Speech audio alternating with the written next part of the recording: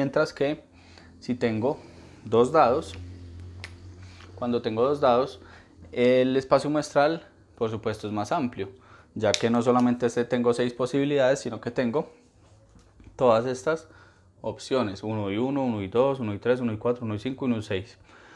Fíjese que no es lo mismo 1 y 2 que 2 y 1, porque son dos dados que son dos dados diferentes. Entonces en este caso, si uno cuenta, el espacio muestral contiene 36 posibilidades, que equivale a 6 a la 2. Entonces un solo dado, 6 posibilidades. Dos dados, 6 a la 2, 36. Quiere decir entonces que si tuviéramos 3 dados, podríamos decir que el total de posibilidades es ¿qué? 6 a la 3, 6 caras del dado elevado a la 3 al número de dados, ¿cierto? Que en este caso son 3, y esto nos da 216. Así podríamos calcular el espacio muestral dependiendo de cuántos dados tenemos. Es muy importante saber de todas formas en la pregunta si nos están diciendo que los dos dados son diferentes. Por ejemplo, los pueden diferenciar a veces por colores, ¿sí?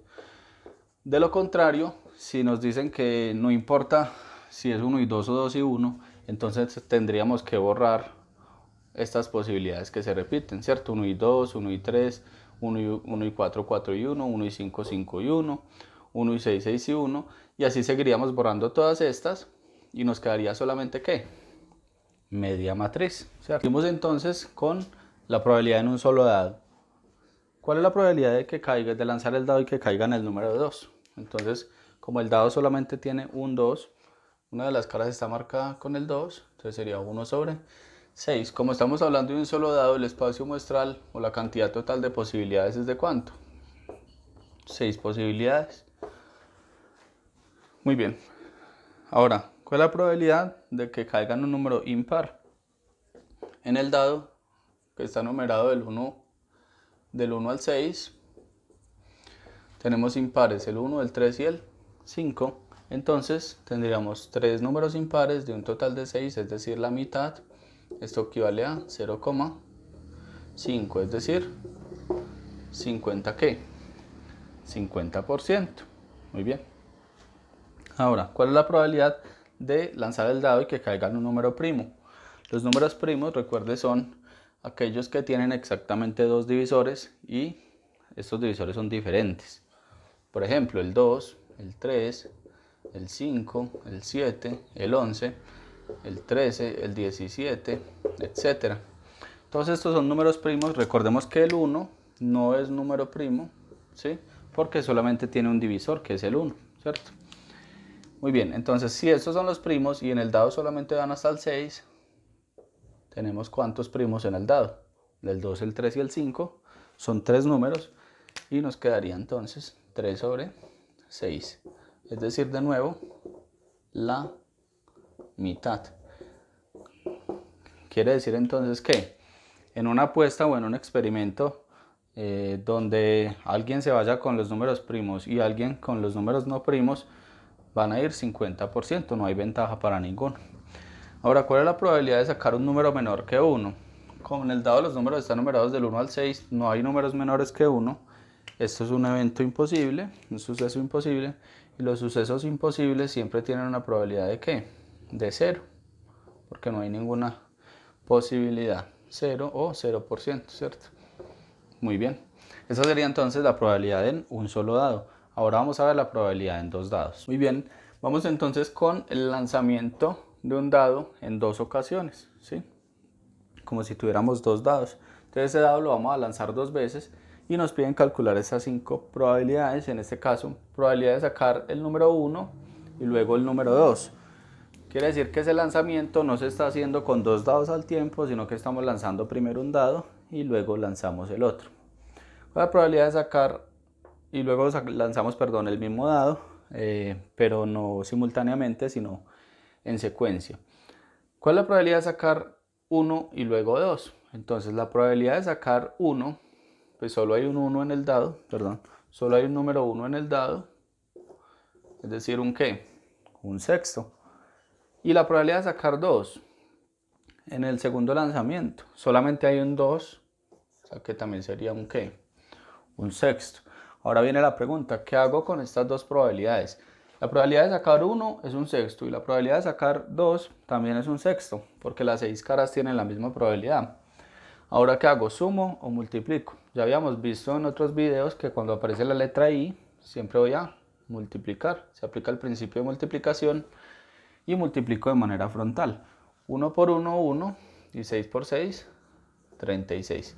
Quiere decir entonces que hay una posibilidad de un total de 36 de que suceda esto, de que salga el 1 y luego el 2. Y esto ya lo habíamos corroborado en el espacio muestral porque había 36 posibilidades y solamente una de ellas era 1, 2, ¿cierto? Muy bien. Ahora, lanzamiento dos veces el dado, recuerden. ¿Cuál es la probabilidad de que caiga en 3? De que caiga al menos una vez en 3, ¿cierto? Coloquemos aquí, al menos una vez. Entonces, ¿cuál es la probabilidad de que salga el 3? Pues tenemos dos lanzamientos, tenemos dos oportunidades.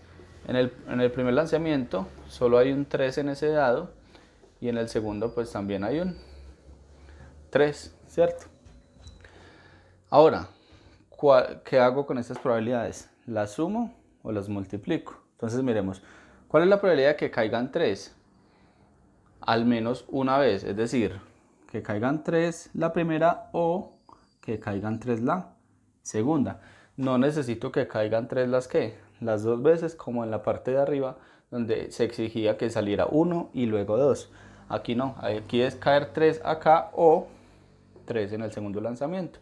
Como es una O, sumo las posibilidades y nos queda entonces 2 sobre 6. Recuerda la suma de fraccionarios. Si tienen denominador común, se coloca el denominador y se suman los numeradores. Esto nos da, simplificando, un tercio. Un tercio, muy bien. Cambiemos acá el marcador. Un tercio, excelente. Ahora, lo mismo, lanzamiento dos veces del dado. ¿Cuál es la probabilidad de que la suma sea 7? Entonces aquí a la derecha vamos a mirar cuál es el espacio, cuáles son las posibilidades favorables para que la suma sea 7. Tenemos, como el dado está numerado del 1 al 6, entonces podemos tener 1 y 6 o 6 y 1. Ahí la suma da 7, ¿cierto? Podemos tener también 2 y 5 o 5 y 2. O podemos tener 3 y 4 y 4 y 3. Estas serían las 6 casos favorables para que la suma de los dos lanzamientos sea 7. Por eso, la probabilidad se calcula como el número de casos favorables, que son 6, sobre el total de posibilidades, que son ¿cuántos? Ya habíamos dicho que si son dos veces o dos dados, el espacio muestral o el total de posibilidades es 36. Sacamos sexta y nos queda 1 sobre 6. Muy bien. Ahora, ¿cuál es la probabilidad de que caiga dos veces el número 4? Entonces se calcula como, ¿cuál es la probabilidad de que caiga 4 y 4? Como es 4 y 4, se multiplica. Entonces, el primer dado tiene un solo 4. Y como todos los dados tienen un solo 4, entonces un sexto por un sexto. Esto nos daría 1 sobre 36. O se podía sacar también con el espacio muestral que habíamos hecho antes. Colocar las 36 posibilidades y solamente una de ellas tenía que el 4, 4. Muy bien. Por último, vamos a calcular la probabilidad de sacar 1 o 3 en el primer en el primer lanzamiento. Como es 1 o 3, recuerde que la O es una suma, solamente estamos hablando del primer lanzamiento. Entonces, ¿qué estamos diciendo? Que no me importa el segundo lanzamiento, solo vamos a tener en cuenta el primero y nos queda 1 o 3, es decir, dos posibilidades, ¿cierto? De un total de ¿cuántas? Como es un solo lanzamiento, de 6. Esto quedaría un tercio, ¿sí? Es decir, en la tercera parte de las veces, es decir, en el 33% de las veces, voy a obtener un 1 o un 3. ¿Está bien?